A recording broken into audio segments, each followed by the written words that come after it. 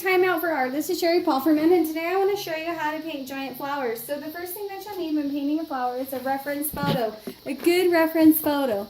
This one I got off Pixabay. It's a free online website. So what I did was I then graphed a nice grid on it, and I used my drawing paper, which is just kind of houseplant paper. You can get, it's graph paper, super small.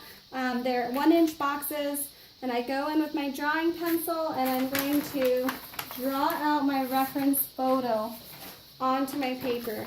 And before I start drawing, I'm going to make sure this paper is taped down nice and tight. I'm going to make sure I have a range of drawing pencils, such as a HB, a 6B, a 4B, maybe a little bit of, maybe some charcoal pencils in there. I want to make sure my drawing has a lot of accurate detail and my values are as correct as possible. So drawing is actually painting, or drawing is just an unfinished painting. So before you start painting, you need to have a solid drawing. I like to paint in the realistic style, so accuracy is pretty important. So next you're going to have your drawing done, and then you're going to go ahead and start placing in your values. I've been working on this painting. It's still in process. It has quite a bit of work to do. The paint that I'm using right now is the Apple Barrel White, the Apple Barrel Burnt Umber, the Folk Art Baby Pink, the Apple Barrel Chocolate Bar, and the Apple Barrel Flag Red. I have them put on my palette. I have kind of a scruffy filbert brush. This is actually just a not very inexpensive filbert brush. I love the filbert brushes. So then I'm going to kind of show you how I would go about painting these flower petals. I'm going to make sure I have my reference photo right here, right next to it, so that I can constantly look between my painting and my reference photo and check. Does this petal look like this petal? Does this shade look like this shade? So I'm constantly, if I'm going after realism, I'm going to be constantly checking back and forth, what can I fix, what's missing, what's wrong, what's off. And so with acrylics, it's really nice because you can keep layering and layering and layering. I'm just going to show you really quick. For some reason, my cell phone just shuts off, I think, after 2 minutes. So that's why I'm talking super fast. What I'm going to do is I'm going to mix some color here. And this is just a drawing on paper. It's going to become a painting on wood. But right now, just to demonstrate how I would go about painting flower petals, this is just on paper. So I'm going to mix this tone here. I'm mixing a little bit of brown, a little bit of red. I'm seeing on my painting here that I might need to do a little bit of darkening right here.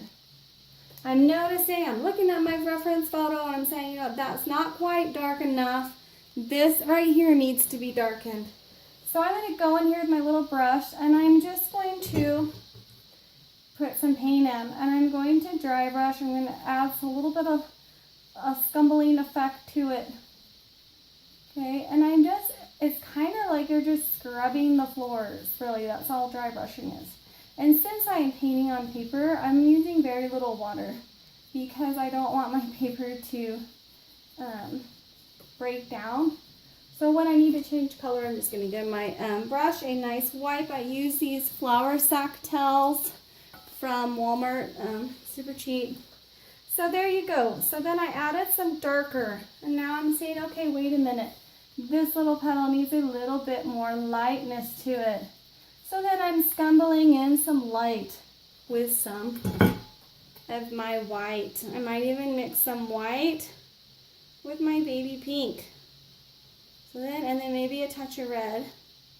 So I'm getting this lighter red.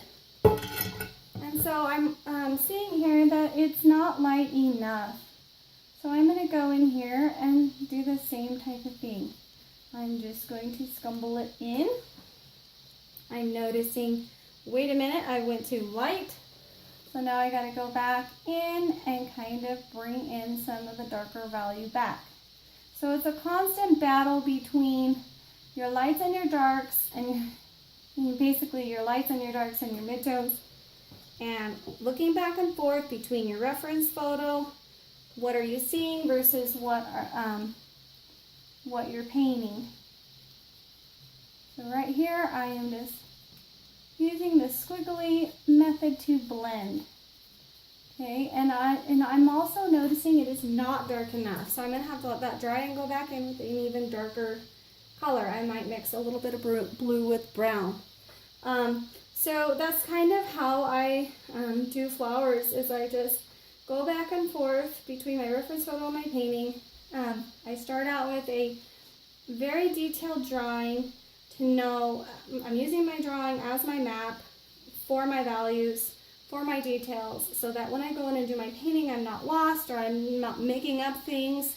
And again, that's all part of the realism style. If you want to paint paintings that are as realistic as possible, then you're very conscious on detail. This is just a painting on paper with apple barrel acrylics. Anybody can paint. If this rose is, if you're just starting out, maybe just get a rose that has a couple petals. Maybe just a flower that has maybe 3 or 4 petals and then a center, and then try it. Get a filbert brush. I love the filbert brushes. Get yourself a nice photo. Graph out your photo. I have drawn a graph right across this photo. I don't know if you can see all these squares. Go box by box, making sure you have your drawing correct, and then try to paint it. Get yourself some paints and try to paint it. And if you don't want to paint on graph paper, you can use this Canson mixed media paper. If you don't want to use a canvas, you can always just use some mixed media paper and, get your rose, transfer your rose with some tracing paper from here to your mixed media. Get yourself some small detail brushes and just try matching the values that you see on your reference photo versus your drawing or your painting. And I think you'd be very surprised. It is super easy to paint flowers. If you have any questions comment below. And I just want to share that with you. Some people like golfing or swimming or whatever their hobby is. I like to paint. I'd rather be in my art room probably than anything else. So these are my tips and tricks for painting realistic flowers. Please like, click, and subscribe. Thank you so much for watching.